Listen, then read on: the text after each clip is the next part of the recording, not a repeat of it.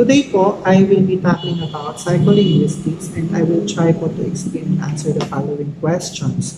How we process language, how does our brain work to produce utterances and enable us to comprehend, how these processes like humans' ability to speak and understand the language are affected by several factors based on some assumptions and theories. I know that the first topic in Learning Unit 3, which is about second language acquisition, has been discussed by Ma'am Marveline already. I may also add some concepts about language acquisition, since psycholinguistics is a very broad topic and considered as an interdisciplinary nature. And also, I may be mentioning some ideas about neurolinguistics. So in order for me to give sufficient information about psycholinguistics, I can do away without mentioning language acquisition and neurolinguistics. So first, let me give you several general definitions of psycholinguistics. And psycholinguistics as defined by distinguished researchers like Hutchison, Hawkins, and Vygotsky. First, as the name suggests, it is a subject which links psychology and linguistics. We all know that psychology is the study of mind, and linguistics, on the other hand, is the study of language. Therefore, we can say that psycholinguistics is the study of how mind processes the language, or how this language is being formed in the mind as it studies the language processing mechanisms.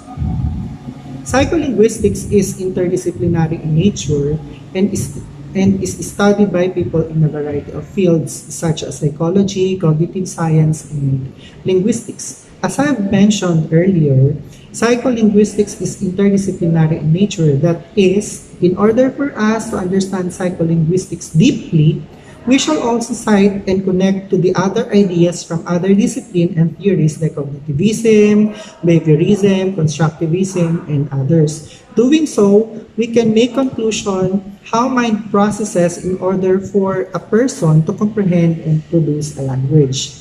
Another definition of psycholinguistics is that it has something to do with how human beings use their brain's ability to be able for them to produce and understand a language. As you notice, I have been mentioning about production of language and language acquisition because these are the sole study of psycholinguistics in relation to the mind processing.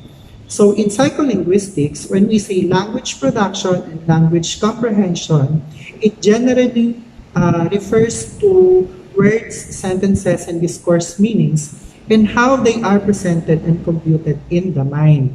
According to Hutchison, 1990, language is just a reflection of what is inside the mind. For instance, we can produce the word book as a book because we already have the idea or picture of the book in our mind.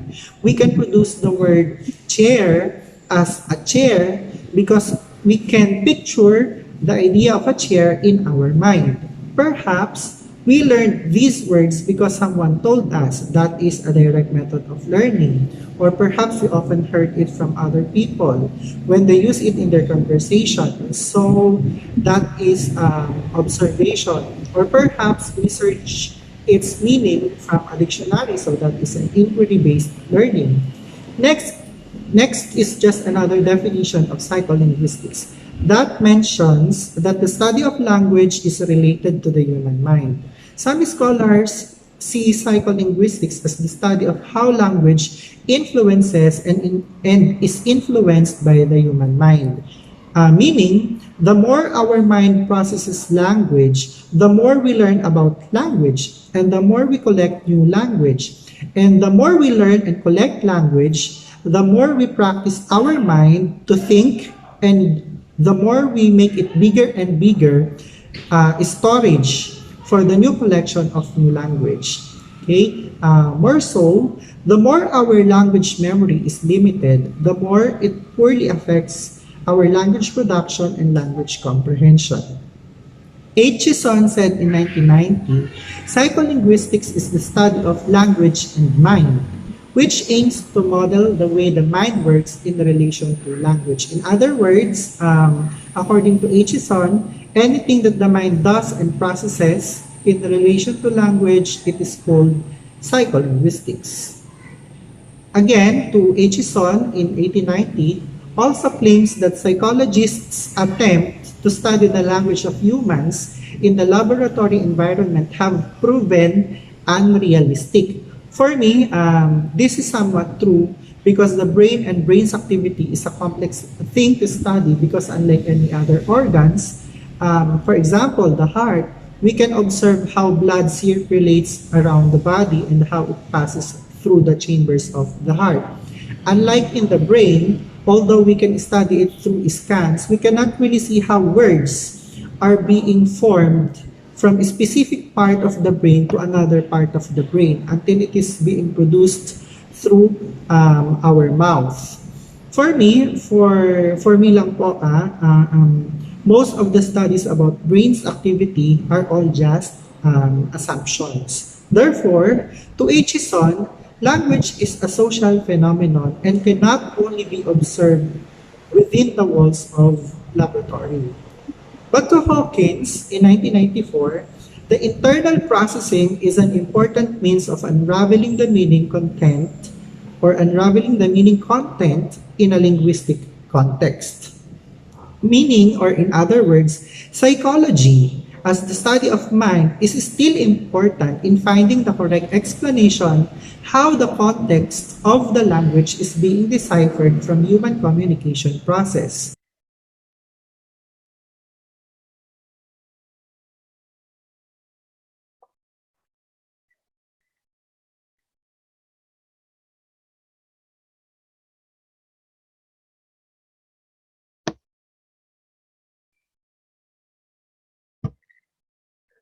However, to Vygotsky in 1962, he avers that communication with language only makes meaning in the relation to deciphering the communicative intentions of the speaker, meaning when a speaker has not achieved his speech comprehension or doesn't have speech comprehension, he wouldn't be able to communicate his intention or ideas effectively, even if he uses the language.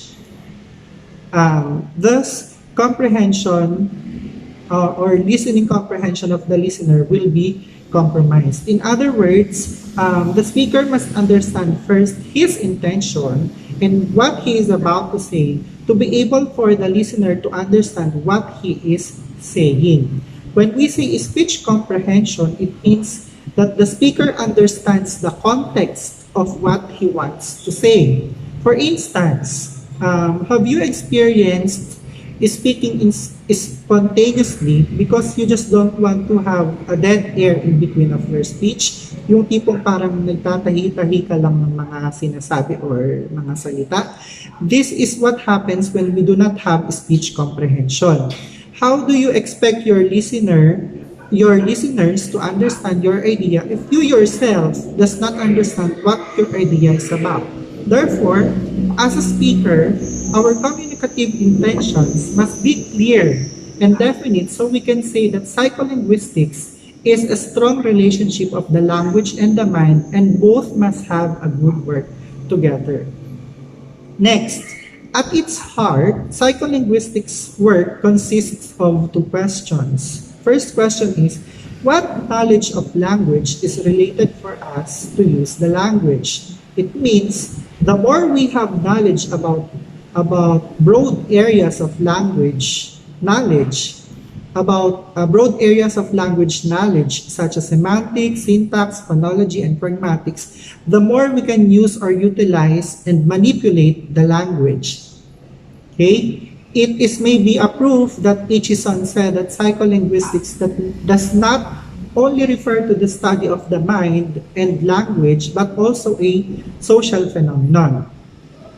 For instance, in phonology, the baby or the fetus can already establish social interaction with their parents because they can respond to the sounds and conversation of their parents from the outside of the womb. Okay?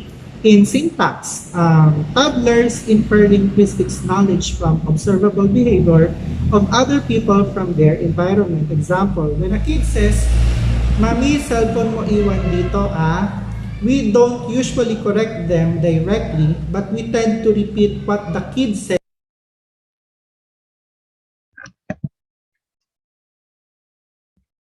in a correct way. Like, iiwan ni Mami ang cellphone niya dito or iiwanan ko ang cellphone ko dito. So when we do this repeatedly, the kid will grasp the knowledge on how to use the correct grammar in a sentence. So that is maybe a constructivism or maybe modeling or imitation.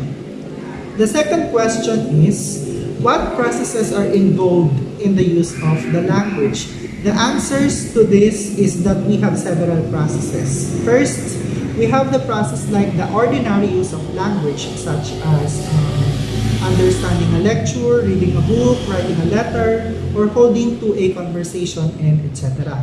When we do these kinds of activities, for sure, our brain works, processing the knowledge we use for comprehending, the language we use for writing.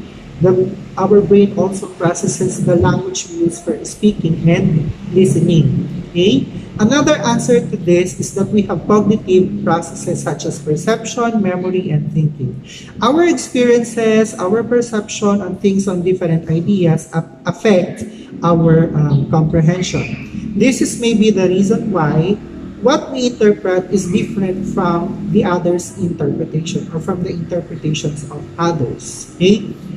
Again, the more language memory we have, the more it affects well our language production and language comprehension. Next process that involves the use of language is speech comprehension. So as I have mentioned earlier, as speakers, according to Vygotsky, we ourselves must understand what we are going to say before communicating our ideas to other people, unless listening comprehension will be compromised. Okay? It is said to be that speech comprehension equals good comprehension or listening comprehension. That is, when we have good comprehension, we will be able to produce good language, or we will be able to produce good speech, okay, speech production. Then we will be able to be understood well by our listeners. So there comes good comprehension. Okay? So it is actually necessary to state that the process of language comprehension usually precedes that of speech production. It is a natural order, really, as even in the communication process. It is obvious that listening precedes speaking, or listening to oneself precedes speaking. Because to be able to speak and deliver our ideas effectively, we have to listen to ourselves first. We have to listen to what we think. Okay? Remember the famous line, salita ka kasi ng salita, hindi mo muna iniisip yung sinasabi mo. For me, this famous line is just an expression and is not actually true. We usually tend to do this, or we usually tend to say this to someone when they are in the height of their anger, right? Remember, language, according to Hison, is the reflection of the ideas in our mind. Okay? So before we utter the words of anger, before we utter bad words or cursing words, we must have thought about it, and we must have collected the ideas and backgrounds that serve as the reasons why we are angry. Hindi naman po kasi pwedeng magagalit ka muna before mo palang maiisip yung mga reasons bakit ka magagalit or bakit ka nagagalit. Okay? And lastly, we have number 4, the speech production processes. According to Hison, again, in 1990, she suggests that there are 2 broad processes in the speech production. First, we have the lexical selection, and the second, we have the assemblage. So let us talk first about lexical selection. Lexical selection has something to do with selection of the lexical category of words. When we say lexical category, this means the 8 parts of speech, or what part of speech is the selected word. Is it a noun, a pronoun, preposition, a verb, an adverb, an adjective, or an interjection or a conjunction? In lexical selection, the slip of the tongue phenomenon suggests that there is an attempt to choose particular words that fit into the intended meaning, but the wrong or related in terms of meaning or sound may be chosen instead. This is why someone may say knife instead of wife. When we answer a caller from a phone, we sometimes say ma'am even if the caller is a man. Or sometimes we address the caller as a sir even if the caller is a woman. Another instance is that since we have limited knowledge about lexical categories, we tend to use them incorrectly. Example, let us consider these sentences. First sentence, you have to understand the lesson deeply. Second sentence, you have to understand the lesson deeper. Which do you think is the correct sentence between the two sentences? Yes, the first sentence is the correct sentence versus the second sentence. Though both of them may sound correct sentences, we know that if a word being modified is a verb, we have to use an adverb as modifier. In the second sentence, the word deeper is an adjective and cannot be used to modify the verb understand because adjective modifies a noun or a pronoun. But in lexical selection, we tend to choose the wrong word or the related word. So sometimes we tend to say, understand the lessons deeper instead of saying, understand the lessons deeply. So again, between the two sentences, the first sentence is correct. Understand the lessons deeply because the word deeply is an adjective, adverb rather, is an adverb that modifies the verb understand. Okay. Next is that we have what we so-called assemblage. The slip of tongue phenomenon gives the easiest clue to the assemblage process. It involves words, morphemes, syllables, and phonemes. According to, again, to Hison in 1990, there are about possible manners in which the process occurs, such as anticipation, perseverations, and transpositions. In anticipations, an item comes earlier than expected. Example, instead of saying seashells, we tend to say she shells. Since she and she are somewhat sound alike, our brain is too excited to utter the she in the word shells, and it comes earlier than expected. Okay? As a result, we tend to replace the word she to she. So we tend to say she shells instead of saying seashells. Okay? So that is for anticipations. Next one, the second one is what we so-call the perseverations. In perseverations, we tend to blend the words or combine the words all together. So we sometimes strongly repeat a linguistic item. Example, instead of saying one-way road, we tend to say one-way road. Okay? Instead of saying house arrest, we tend to say house arrest. Instead of saying in production of, we tend to say in production of. If you're going to look at the examples, we have the wrongly combined words or wrongly repeated item for the sound. We have woad, sarest, and nof. So if you're going to look at the dictionary, we don't have those kinds of words. So these words do not have meaning. Okay? So again, in perseverations, we tend to repeat a linguistic item like in the given examples. We repeated the previous sounds, creating the next word to be incorrect. Okay? Creating the next word to be incorrect. In transpositions, number 3, in transpositions or substitutions, we tend to substitute or transpose items to one another or from one to another. Example, instead of saying spring cleaning, we tend to say clean sprinting. Instead of saying food processing, we tend to say fooding process. Instead of saying glow in the dark, we tend to say glow in the dark. Okay? Aside from these 3 mentioned assemblage processes, other slips of tongue were also included by Wells in 1957, by Hackett in 1967, and Fromkin in 1971, such as the blends, counterblends, and haplology. So all in all, we have 6 assemblage processes. So in number 4, we have the blends. In blends, we tend to combine different words which sometimes have the same in meaning to make one word and use it in a sentence. Okay, example, Instead of saying don't yell or don't shout, since we know that both words yell and shout have the same in meaning, or have the same meaning, our mind instantly chooses to use both and combine yell and shout unintentionally to produce one word and use it in our sentence. Like we say, don't shell. Okay?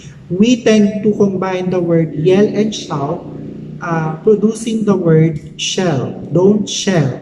Where shell is just a combined word from the words yell and shout, which is incorrect. Okay?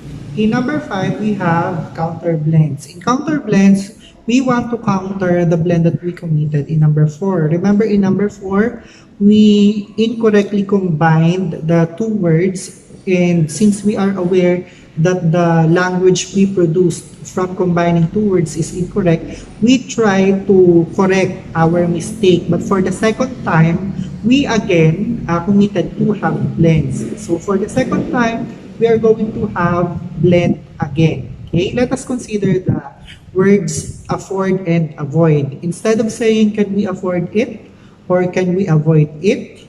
Okay, we tend to say, can we avoid it? So that is one blend. Okay, we mistakenly combine the words afford and avoid into one word, which is avoid. Okay, which is incorrect. And since we are aware that we committed mistake, which is blending, for having avoid, we want to correct our speech. But for the second time, we make another blending. So we then say, can we avoid it? Okay. Again, for the second time, we commit another blending after trying to counter our first blend.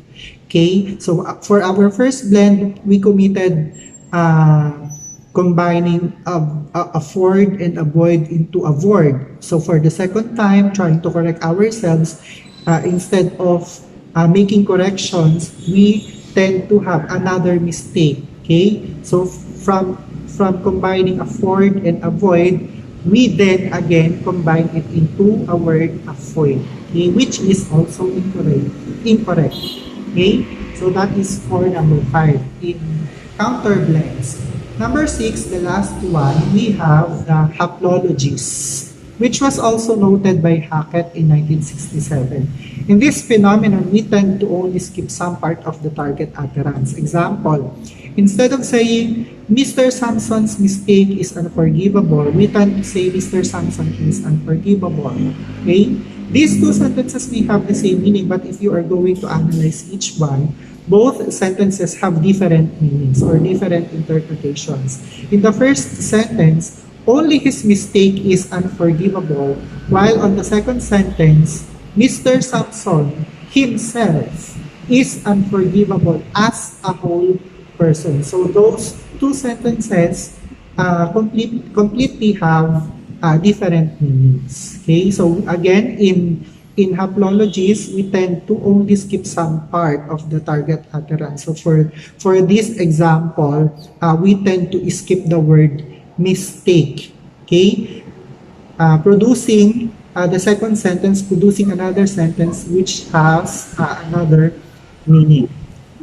Okay, so now let us talk about language acquisition in lieu of the developmental.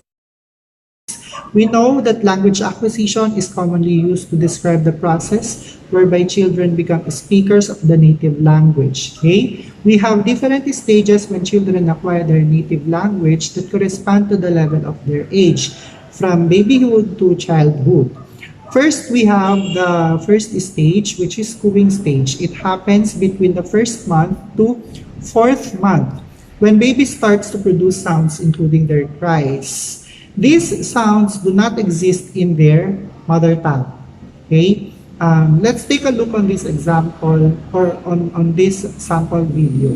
From this video, the baby only converses with only ku, ku, ku, ku, ku, ku sounds. Okay?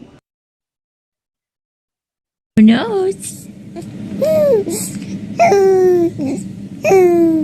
Look at that cute little nose. You're such a cutie.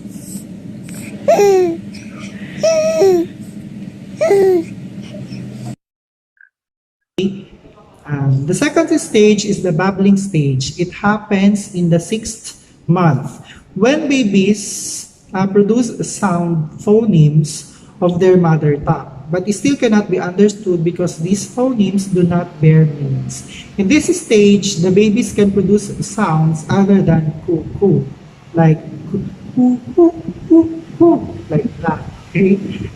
Like in this video, the baby somehow level up her sound from coo coo coo to e.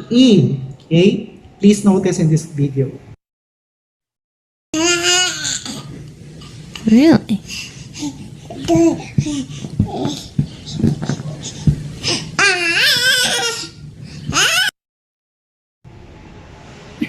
Now let us have the third stage, which is the marginal babbling, which happens on the ninth month. Okay? In this stage, the baby can use canonical patterns. That is, the sound being produced is according to the syllable structure of their mother tongue. Let's take a look on this video.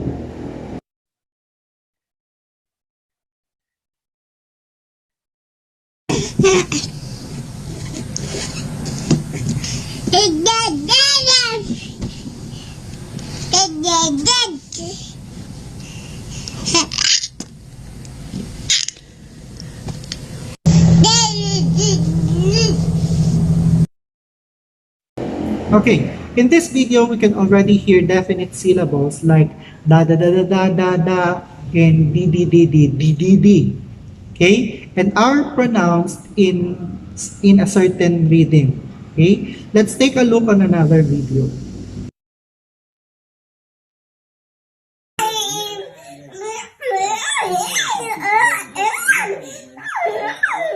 You're kidding me.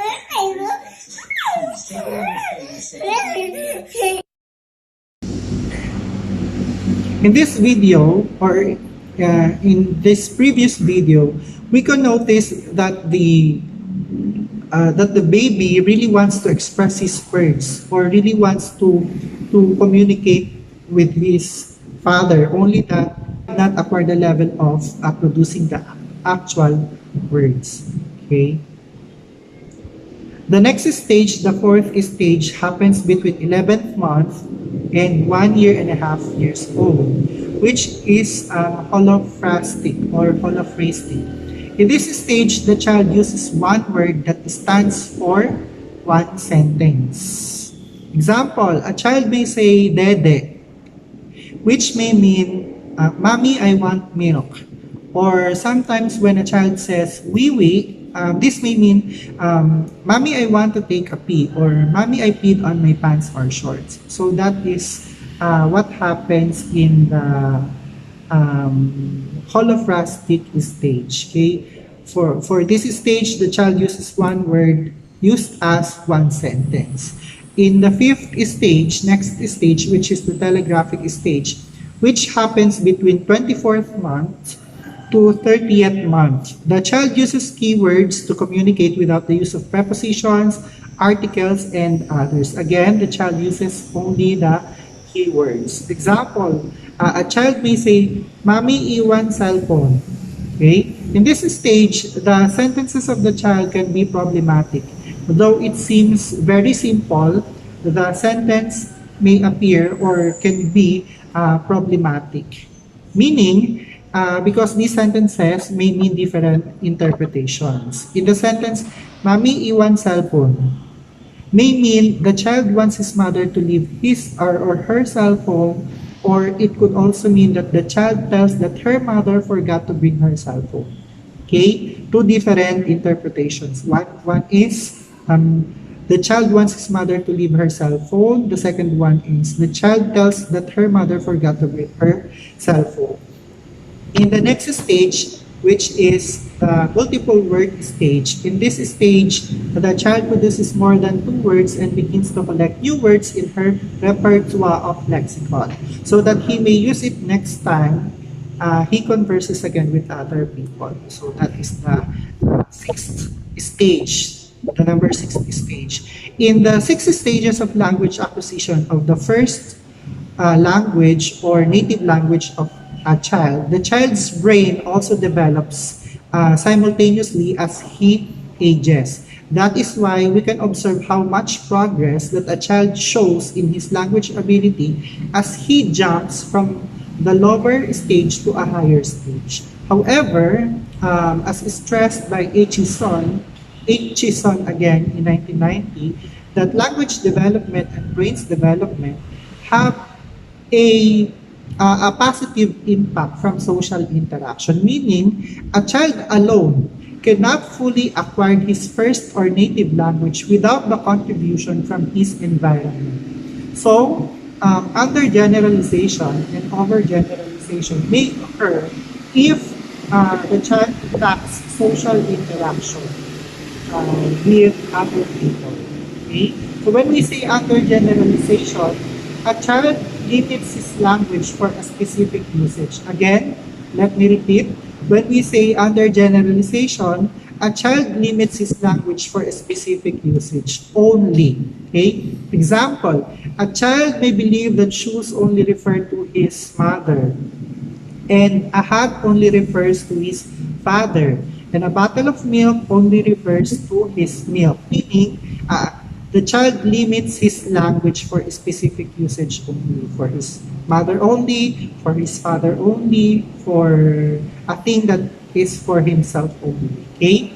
On the other hand, when we say overgeneralization, a child may construct his own meaning based on his sole and own observation without the contribution of other people.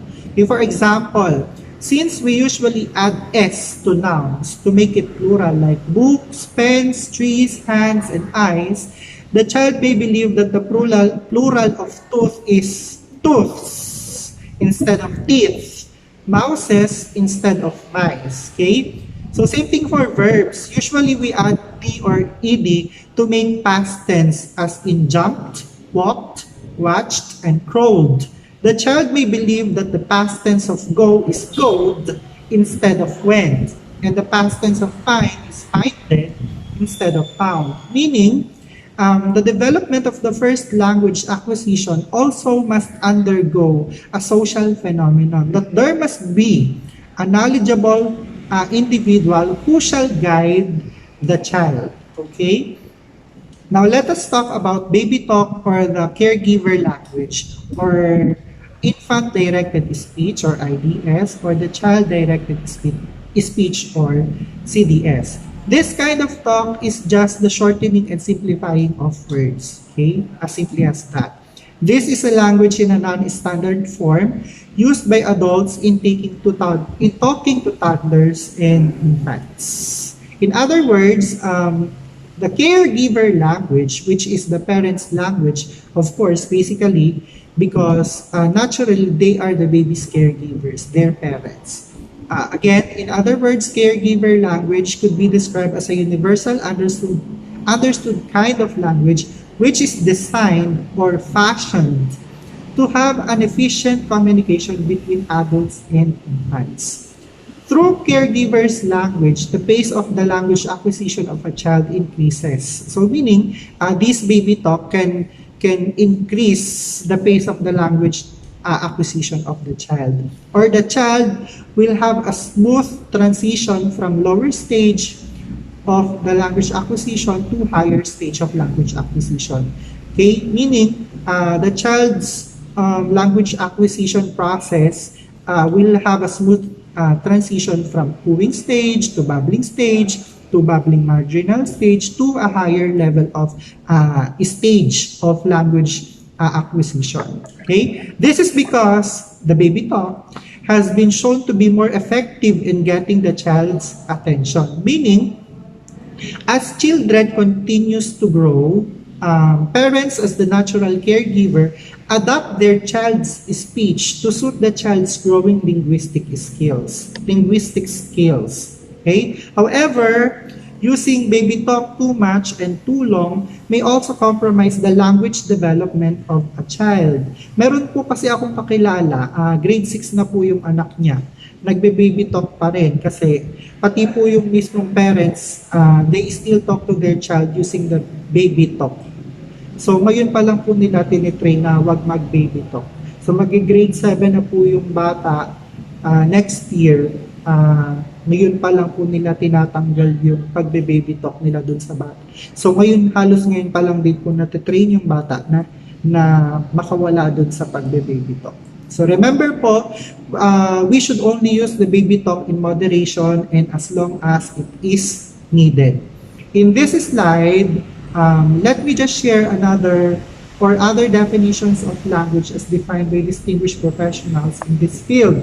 But I am not going to explain them one by one anymore because first, it is only self-explanatory and we've been defining language since day one. So let me just highlight po what is language. So according po to Hudson, 1980, Chomsky, 1998, and Apollo, 1998, a language helps us to reason, or language helps us to explain, okay, explain things and build social relationships. Language is a carrier of norms and it reflects attitude. Number 2, according to Langacker in 1987, language is an integral part of the human cognition and bound up with psychological phenomenon. Number 3, to Palmer, Gradle, and Swan, Halliday, and Osisanwo, language is a functional device we use to communicate meaning. To Gradle, Shresha, and Swan, language is a highly complex system of communication, while for Halliday, language is a system for making meaning. Okay? Number 4, of course, we also have Chomsky's regard about language. Okay? Human mind is very deep. However, it is the base of thoughts that gives life to language. The human mind is where the thoughts are conceived and then realized as linguistic elements. The processing of language is seen as major work that thoughts perform. As such, language reflects thoughts. The processing of thoughts is what language reflects. That is according to Aitchison, 1989-1990, Steinberg, Nagata, and Align in 2001, and in 1996. Now that we've defined language, how does language relate to the mind? First answer, which I believe I already have mentioned, which is about Vygotsky's claim that a speaker must have a clear intention and must have understood his speech comprehension so that when he communicates his ideas through speech production, the message would be clear to his listener. Thus, comprehension will take place. Next is that since humans have innate desire to express his ideas, human mind works and processes these ideas or thoughts and reflects our thoughts as ideas by means of producing a language. Number 3, another answer to this is the Sapir-Whorf hypothesis, which is also famous for linking language and mind. In this theory, it says that language absolutely controls one's mindset and decides the way one uses language. Whorf, 1956, meaning since we can now use the language as we try to explain the world and how we relate within this world, we require our mind to work more and process more to produce even easier language to understand and easier language to understand the world. Okay, so how does learning or acquiring a language occur in view of behaviorism versus in view of cognitivism and in view of constructivism? Many different theorists, researchers, and educational practitioners have defined how learning takes place but have not agreed on a single definition. However, even if many definitions have been made, they employ on common elements. So on this part, we will try to compare and contrast how learning or acquiring a language takes occur in view of behaviorism, cognitivism, and constructivism. So how does learning occur in behaviorism? In behaviorism, learning a language either takes place from the form of frequency of observable and repeated performance. Learning is also achieved when a correct response is demonstrated from a given stimulus. And also in behaviorism, it is important to give reinforcement in terms of practice for us to say that a performance is correct response. Okay? Correct response. And are really observable. Okay? In this view, it is given emphasis on promoting a student's overt performance by manipulation of stimulus material. Okay? Meaning in behaviorism, the stimulus material is constantly or repeatedly fed to the learner, while in cognitivism, it is given emphasis on promoting mental processing, that is, the learners are viewed to interact with the stimulus material itself. So, depending on how the learner's interaction with the material, learning changes between states of knowledge since it deals with thinking, reasoning, problem solving, concept formation, and information processing. In cognitivism, the learning is focused on the conceptualization of students' learning processes and addressed the issues on how information is received, organized, stored, and retrieved by the mind. In this view, learning is concerned not so much with what they do, but with what they know and how they come to acquire it. It is according to Jonas 1991b. Okay. Also in cognitivism, language acquisition is described as a natural mental activity that entails internal coding and structuring by the learner. Meaning, the learner is viewed as a very active participant in the learning process. Again, in cognitivism too, mind is used as a reference tool to the real world and to learn a language. But in constructivism, however, equates that learning is creating meaning from experience. Even though constructivism is considered to be part of cognitivism, because both cognitivism and constructivism conceive learning as a mental activity, constructivism distinguishes itself from traditional cognitive theories in a number of ways. One of these is that, again, most cognitive psychologists think of the mind as a reference tool to the real world, but in constructivism, the mind filters input from the world to produce its own unique reality, according to Jonas 1991a. Okay? For constructivists, they believe that what we know of the world stems from our interpretations of our experiences. That is, learners do not transfer knowledge from external world into their memories. Okay? Rather, they build personal interpretations of the world on individual experiences and interactions. To sum up these three theories on language acquisition, let me use these illustrations. In behaviorism, new language concepts are repeatedly fed to the learners so that when his brain processes it, the learners will be able to give response using a language. In cognitivism, on the other hand, the concepts of the language is not given directly to the learners, but they are given a chance of interacting with the material itself or with the other people who are using a language and processes the information through his brain by thinking, by reasoning, or by forming concepts. Okay? And lastly, in constructivism, the language concepts are manipulated by the learners and they construct their own interpretations in the brain. For instance, a learner uses the language and may say, "Our teacher teach the lesson very well."